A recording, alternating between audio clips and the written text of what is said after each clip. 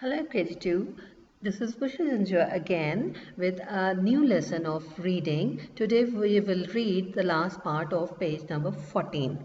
Let's start. Ben, ben,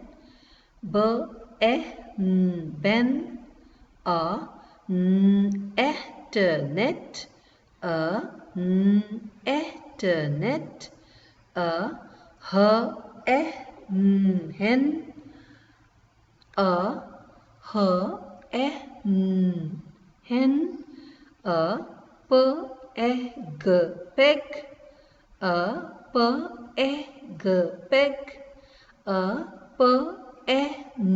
pen, a pen, an, egg, an,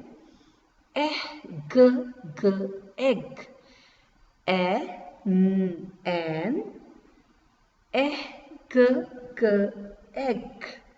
That's all for today. For any problem, you can contact me on my email address.